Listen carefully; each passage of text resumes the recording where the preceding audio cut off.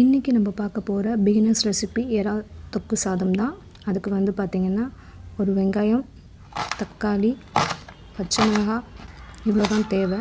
கூடவே ஸ்பைசஸ்க்கு வந்து பார்த்திங்கன்னா ஏலக்காய், பட்டை, லவங்கம், சோம்பு இவ்வளோ இன்க்ரீடியன்ட்ஸ் தான் தேவை.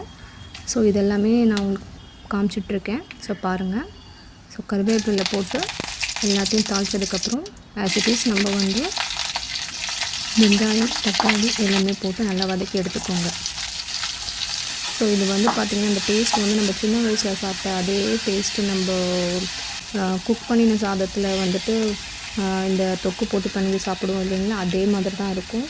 சூப்பர் டேஸ்டியாக இருக்கும். இது நீங்கள் லஞ்ச் பாக்ஸ்க்கும் கொண்டு போகலாம்.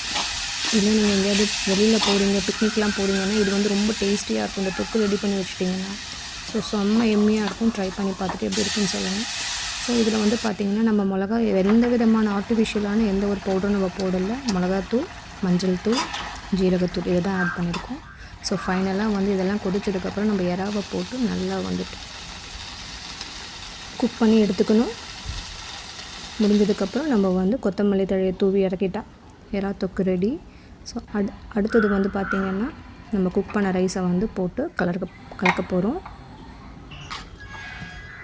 கலந்ததுக்கு பிற்பாடு நீங்கள் டேஸ்ட் பண்ணி பார்த்தீங்கன்னா அவ்வளோ டேஸ்டியாக இருக்கும். ஸோ கண்டிப்பாக இந்த ரெசிபி ட்ரை பண்ணி பார்த்துட்டு சொல்லுங்கள். இது பிகினர்ஸ் கூட ஈஸியாக செஞ்சிடலாம். ஸோ ட்ரை பண்ணிவிட்டு எப்படி இருக்குன்னு எனக்கு சொல்லுங்கள்.